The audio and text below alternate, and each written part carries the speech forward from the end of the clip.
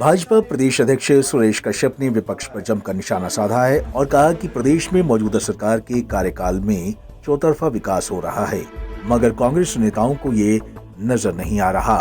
आज नाहन में मीडिया से रूबरू होते हुए सुरेश कश्यप ने ये बात कही। कश्यप ने कहा कि प्रदेश में हो रहे विकास को देखकर कांग्रेसी नेता बौखलाए हुए हैं और विकास कार्यों को देख नहीं पा रहे हैं। उन्होंने कहा कि पिछले 2 दिनों में अकेले सिरमौर जिला में मुख्यमंत्री जयराम ठाकुर ने करीब 325 करोड़ रुपए की सौगातें 2 विधानसभा क्षेत्रों को दी और इसी तरह से प्रदेश के सभी विधानसभा क्षेत्रों में विकास कार्यों पर बजट खर्च किया जा रहा है। हमें बड़ा दुख होता है इस बात को लेकर जब कांग्रेस पार्टी करती है उनको विकास नहीं दिख रहा। लेकिन मैं कहना चाहूँगा कि 4 वर्ष का कार्यकाल, ऐतिहासिक कार्यकाल प्रदेश सरकार का रहा है और हर विधानसभा क्षेत्र में हम देखते हैं कि 150, 200, 300 करोड़ तक के उद्घाटन शिलान्यास एक दिन में हो रहे हैं।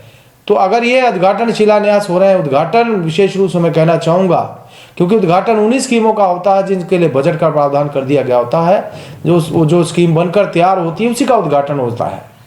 तो जब इस प्रकार से उद्घाटन हो रहे हैं सभी विधानसभा क्षेत्रों में तो ये स्पष्ट होता है कि वहाँ पर काम हुआ है तभी उसका उद्घाटन हो सकता है। तो ये कहना कि कुछ नहीं हुआ है या झूठी घोषणा हो रही है, घोषणाएं भी तब होती हैं, जो कामों के शिलान्यास भी तब होते हैं जब उनके लिए बजट का प्रावधान कर दिया जाता है। तो कोई घोषणा झूठी घोषणा नहीं है। अभी तक जितनी भी घोषणाएं हुई हैं उनके लिए बजट का प्रावधान किया गया, उनके शिलान्यास हुए हैं।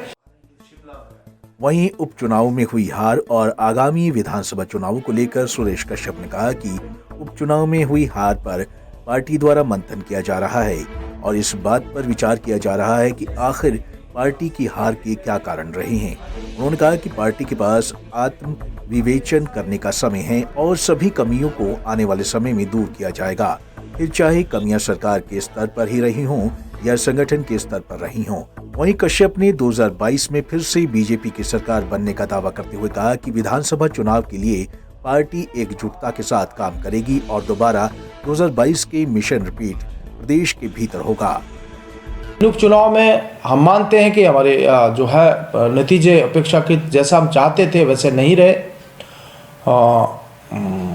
हम उसके ऊपर मंथन कर रहे हैं। हम सभी चाहे वो 17 विधानसभा क्षेत्र मंडी संसदीय क्षेत्र के उन 17 विधानसभा क्षेत्रों में भी कहाँ पर क्या कमी रही है और इसके अलावा जो 3 अन्य विधानसभा क्षेत्र हैं वहाँ पर भी हम जो है उनके बारे में भी चिंतन करके जो भी कमियां रही हैं उनको कमियों को हम दूर करेंगे।